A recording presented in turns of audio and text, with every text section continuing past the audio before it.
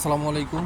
ইনশাআল্লাহ আশা করি সবাই ভালো আছেন। আলহামদুলিল্লাহ আমিও ভালো আছি। যে যেখান থেকে ভিডিওটি দেখছেন সবাইকে অসংখ্য ধন্যবাদ ও সবার প্রতি ভালোবাসা রইল। প্রথমত যে কথাটা বলতে চাই, আসলে আমার একটু ব্যস্ততার কারণে আমি সময় মতো বা প্রতিদিন রেগুলার আপনাদের ভিডিও দিতে পারতেছি না। তো আজকের ভিডিওটি যারা দেখবেন একটু মনোযোগ দিয়ে দেখবেন। আজকে ভিডিওতে থাকবে কারা কারা SMS পাইছে বা পাসপোর্ট কালেক্ট করছে, তাদের বিষয়ে আজকে আমি আপডেট দিব। আর আপনারা যারা ইটালিতে আবেদন করছেন, নলস্তার আপডেট দিব কবে থেকে নলস্তা উঠবে। তো অনুরোধ সবাই ভিডিওটা পুরোটা দেখবেন এবং পরবর্তীতে পারলে শেয়ার করে দেবেন যদি ভালো লাগে।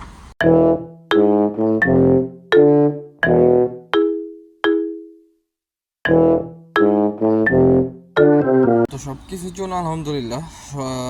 সর্বোপরি আমি যে কথাটা বলতে চাই, দেখেন আপনারা যারা আমারে মেসেজ করেন বা আমারে আপনারা যারা জানতে চান অনেক কিছু, যে আমার তো 6 মাস হয়ে গেছে, 7 মাস হয়ে গেছে, আমি কবে থেকে কবে পেতে পারি বা এরকম কিছু। দেন আপনাদের উদ্দেশ্যে আমি একটা কথা বলি যে এটা আমি কখনোই আপনাদেরকে বলতে পারবো না যে সঠিকভাবে যে আপনি এত তারিখে মেসেজটা পাবেন বা এতদিন পরে পাবেন। তবে আমি এর ভিতরে আমার সাথে যারা কথা বলছেন, আমার ভিডিওটা যারা দেখেন, আমি আপনাদের বলছিলাম, আপনারা একটা ডেট দিয়েছিলেন, জানাইছিলেন যে ভাই এত তারিখে জমা দিচ্ছি কবে পেতে পারি। আমি আপনাদেরকে কিন্তু বলছিলাম ঈদের পরে পাবেন। তো অনেকেই আমাকে মেসেজ করছেন যে ভাই আমার রেডি ফর কালেকশন আসছে, আপনার কথাটাই সত্যি হয়েছে। তো দেখেন আসলে এটা আমার আনুমানিক একটা ধারণা দিয়ে আপনাদেরকে বলছি। তো আলহামদুলিল্লাহ সেটা যেন সাকসেস হয়েছে, এটাই আমার কাছে অনেক কিছু।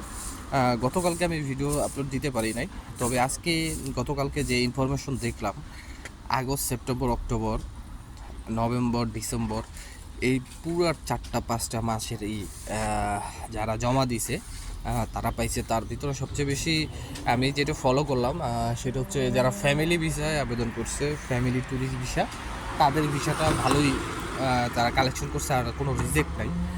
আর যারা লিগ্যালাইজেশন করছেন, আপনাদের যদি একটু দেরি হয়, আপনারা ধৈর্য ধরেন, আপনাদের ভিসা হবে ফ্যামিলি ভিসা। তারপরে এর ভিতরে আগস্ট, সেপ্টেম্বর, অক্টোবরের ভিতরে অনেক ওয়ার্ক ভিসাও ছিল, তারাও পাইছে। তবে এর আগের দিন আমি যতটুকু দেখছি কিছু রিজেক্টও ছিল, আবার গতকালকে দেখলাম অনেকে ভিসাও পাইছে। তবে আমি আপনাদের আরেকটা কথা বলতে চাই যে আপনারা যারা স্পন্সর বিষয়ে আছেন, আপনাদের নলস্তা যদি একটু ম্যাচ শেষ হয়, আপনাদের অত চিন্তা করার কারণ নাই। কারণ স্পন্সর বিষয়ের কোনো নির্ধারিত কাজের কোনো সময়সীমা বাধা নেই। এটা আপনি যতদিন খুশি ইতালিতে এসে কাজ করতে পারেন।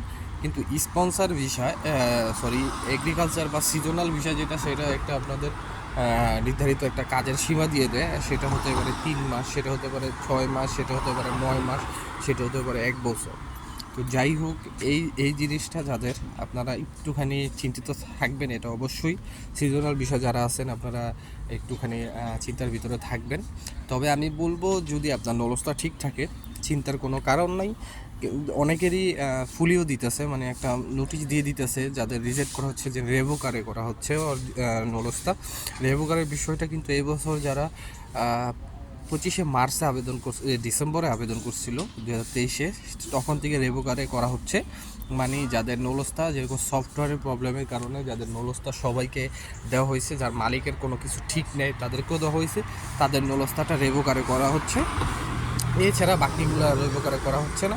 এখন রিএফএস গ্লোবালে যারা জমা দিয়েছেন, তাদের নলস্তা যদি রেভোকারে করা হয়, যদি মালিক নিজে রেভোকারে করে, মালিক নিজে নলস্তাটা বাতিল করে দিতেছে। কেননা মালিক যদি আপনার নলস্তা উঠায় থাকে বা আপনার জন্য আবেদন করে থাকে, সেই মালিক কিন্তু পরবর্তীতে ইটালিতে লোক কন্ট্রাক্টে কাজ করাতে পারবে না, কারণ তার পোস্ট তো খালি নেই। এই জন্য হয়তো বা আপনার মালিক রেভোকারে করতে পারে, বা মালিকের অনেক বিভিন্ন সমস্যার কারণে যখন মালিককে ডকুমেন্ট দিতে বলে, ধরেন ভিএফএস ইতালি এম্বাসি থেকে যখন আপনার ফাইলটা তারা প্রসেসিং করে, যখন দেখে যে মালিকের অনেক কিছু বাকি আছে, তখন যদি মালিকের কাছে সেই ডকুমেন্টটা চাওয়া হয় বা মালিকের ট্যাক্স বাকি আছে এরকম কিছু চাওয়া হয়, তখন যদি মালিক না দেয়, সেই ক্ষেত্রে ইতালি এম্বাসির থেকে আপনার নলস্তাটা পেপুত্তরার বরাবর মেল করে রেভোকারে করা হইতে পারে।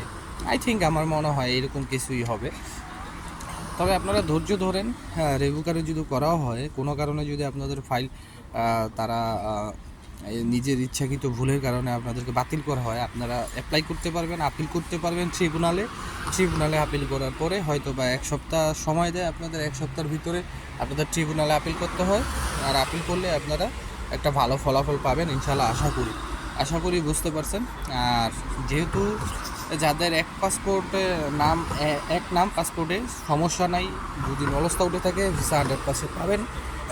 যদি নলস্তা না ওঠে সেই ক্ষেত্রে কোনো কিছু করার নেই। আর যারা ডিসেম্বরে এখন তরিও নলস্তা পান নাই, এখন তরিও কোটার অনেক বাকি আছে, কোটা এখন তরিও পূরণ হয় নাই। আর যারা মার্চ মাসে আবেদন করছেন 25 তারিখে বা স্পন্সারে ডোমেস্টিকে, এখন তরি নলস্তা ওঠার কোনো সংবাদ আমি পাইনি। তবে অনেকেরই কমিউনিকেশন মেসেজ আসছে, যেমন আমি জমা দিয়েছিলাম ওইগুলোর মেসেজ আসছে এখন তরি তারা নলস্তা সাবমিট করে নাই। আজকের ভিডিওটা এই পর্যন্তই। যদি ভালো লাগে অবশ্যই শেয়ার করবেন, আর অবশ্যই আপনাদের মূল্যবান তথ্য বা কেউ যদি ভিসা পেয়ে থাকেন অবশ্যই কমেন্টের মাধ্যমে জানাবেন। আর যারাই আমার সাথে কথা বলতে চান অবশ্যই আমাকে ফেসবুক পেজ অথবা হোয়াটসঅ্যাপে নক করবেন, অবশ্যই মেসেজ করে রাখবেন, আমি পরবর্তীতে সেটা রিপ্লাই দেবো। সবার জন্য দোয়া রইল, সবার জন্য দোয়া করবেন। আসসালামু আলাইকুম, আল্লাহ হাফেজ।